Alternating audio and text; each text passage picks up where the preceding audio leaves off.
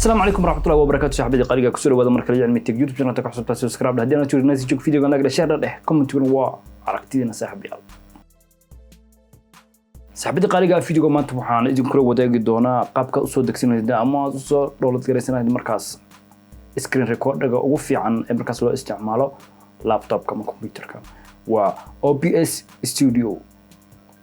Studio waxaad isticmaali kartaa inaad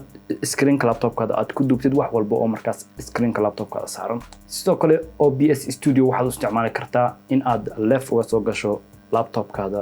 gaming ama barnaamij kale wax walba oo markaas aad doonaysid ayaad markaas live uga soo gali kartaa hadaba yana hada idin ku daalin aan ku tuso qaabka ugu fudud ee markaas aad ku soo download gareysan lahayd OBS Studio qaybta hoose ee linkiga ayaad u dagaysaa ka bacdina linkiga ku qoran ay ku qoran tahay halkan ka soo degso ayaad click ku siinaysaa ka linkiga isku dhufatina waxaan ku geyn doonaa halkan ayuu ku keenayaa marka uu ku keeno waa application-ka wax qabadkiisa iyo waxyaabahaas ay ku saabsan tahay iyo qaabku u yaalo waa kana sawirada dafirisid sida ay u yaala waxaad ku duubi kartaa fiidiyoyaal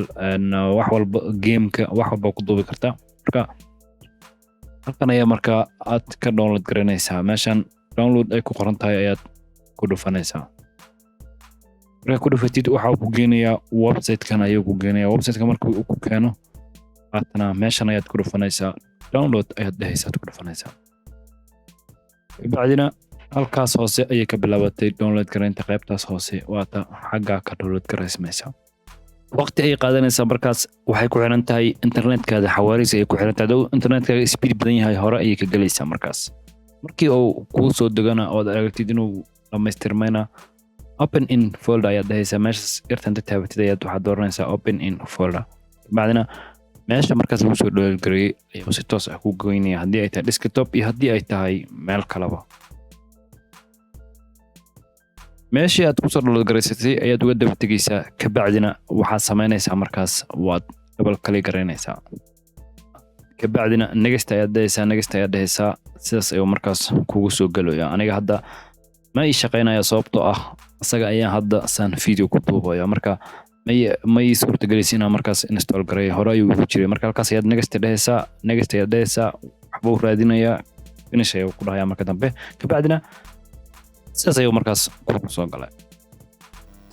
waan filayaa saaxiibayaal inaad fahanteen qaabka ugu fudud ee markaas lagu soo degsado OBS Studio haddii aad u xiisanaysid barnaamijkan OBS Studio oo aad doonaysid markaas